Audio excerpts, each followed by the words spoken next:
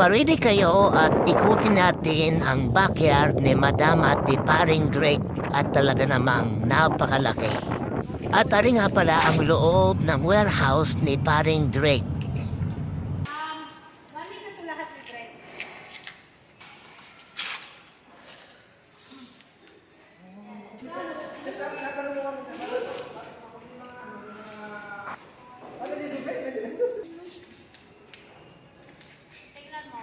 Tingnan na ako doon kasi pag ganun nga ang kasada din. Ginagawa ni parang dito, may mga tools siya, mga... Marami silang mga nakatambak na sakyan, lumang gamit at mga vintage cars.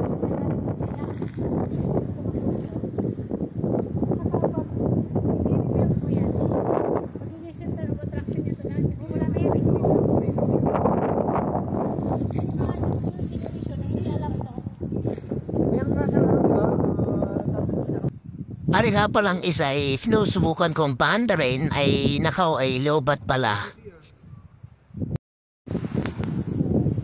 Mahilig pala si Madam sa mga iba't ibang uri ng halaman at iba't ibang uri ng gulay dito sa kanyang garden. Galing naman.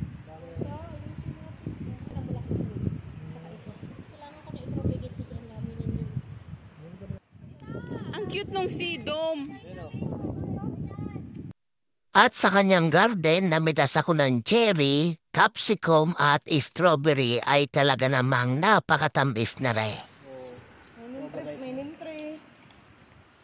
Ang cute naman. Patatas ko dyan. Ang daming patatas. May patatas ka dito, ma'am? Hindi, wala mo nga. Kanina mga tuburo patatas dyan.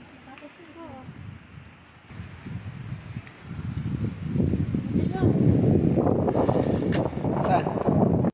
In Australia, and for today's video, mag-harvest tayo ng ating cactus. Pinaligid ko na agad sa kabahayan ko at para meron din tayong sariling atin. At ito nga pala yung mga tanim niyang cactus na ginawa niya ng vlog at niluto niya at kinain niya.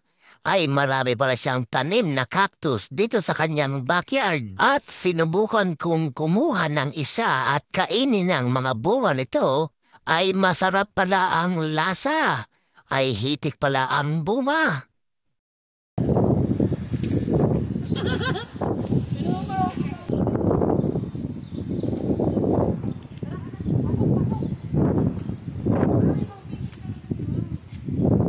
Hali kayo din at pasukin natin ang munting bahay ni Madam Marina at Paring Greg.